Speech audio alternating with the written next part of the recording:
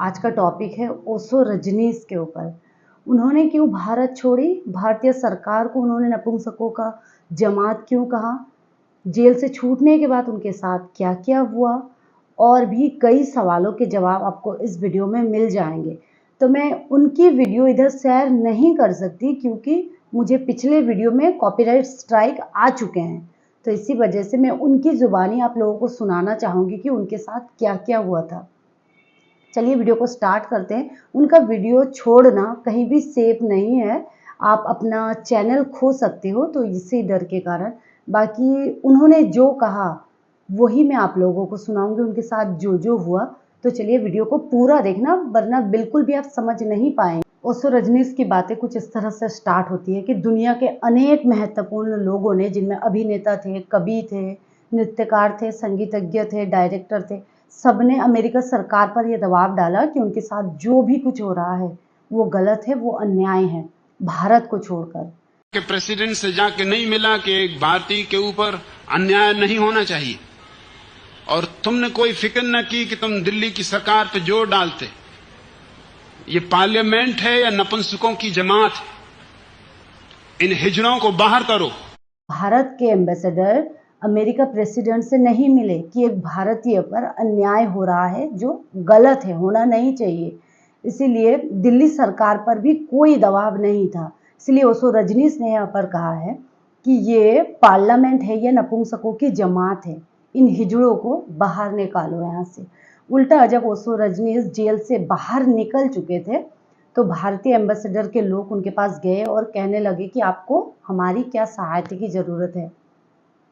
ओशो रजनीश ने कहा, मुझे और तुम्हारी सहायता की ज़रूरत नहीं है। तुम 12 दिन तक कहाँ थे, तुम्हारा एम्बेसडर कहाँ था, तुम्हारी सरकार कहाँ थी?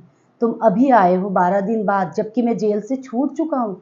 मुझे तुम्हारी किसी सहायता की ज़रूरत नहीं है, बल्कि अगर तुम्हें और तुम्हारी सरकार को मेरी कोई सहायता की ज़रूरत हो तो खबर करना। उसके बाद ओशो रजनीश जब भारत वापस आए तो अमेरिकी एम्बेसडर ने भारतीय प्रेसिडेंट पर यह दबाव डाला कि ओशो रजनीश सिर्फ 2 शर्तों पर भारत में रह सकते हैं। पहला तो उनका पासपोर्ट छीन लिया जाए ताकि वो भारत के बाहर ना जा सके। दूसरा है कि कोई भी गैर भारतीय को उनके पास आने ना दिया जाए, विशेषकर पत्रकारों को। तो ये दोनों शर्तें भारत ने मंजूर कर ली। तो इन दोनों शर्तों के मंजूरी के कारण ओशो रजनीश ने तत्काल भारत को छोड़ दिया और उन्होंने कहा कि अमेरिका का जेल होना और भारत का जेल होना बात तो बराबर हुई। और भारत की सरकार ने दोनों शर्तें मंजूर कर ली।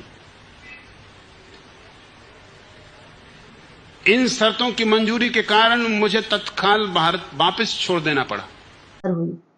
मैं दुनिया के अनेक जगह पर जाऊंगा और दुनिया के हर एक मुल्क की जेल मुझे देखनी है, और तुम सबको दिखाना है कि इस दुनिया में सत्य को बोलना कितना बड़ा पाप है, और धर्म की बातें करना इस दुनिया में सबसे खतरनाक स्थिति में प्रवेश करना है। तुम सब अपना सरकार इन हिजड़ों को मत चुनना, सरकार पर दबाव होना चाहिए।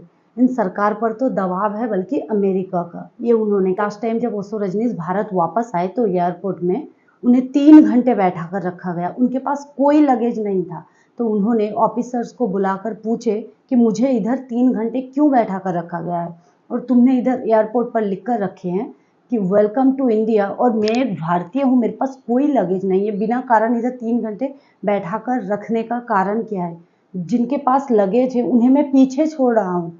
तो ऑफिसर्स ने क्षमा मांगी और कहा कि ऊपर से आज्ञा है।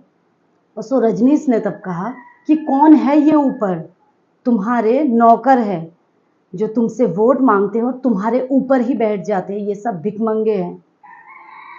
और उसके बाद लास्ट में ऑफिसर ने 3 घंटे बाद उनसे क्षमा मांगी। तो ओशो रजनीश ने कहा कि तुम क्यों क्षमा मांग रहे हो? क्षमा मांगने की कोई कारण नहीं है, तुम्हारी सरकार को मुझसे क्षमा मांगनी चाहिए। तुमने बिना कारण मेरे 3 घंटे बर्बाद कर दिए। मेरे 3 घंटे बर्बाद करने का तुम्हें कोई अधिकार नहीं है, किसी को भी कोई अधिकार नहीं है। उसके बाद अभी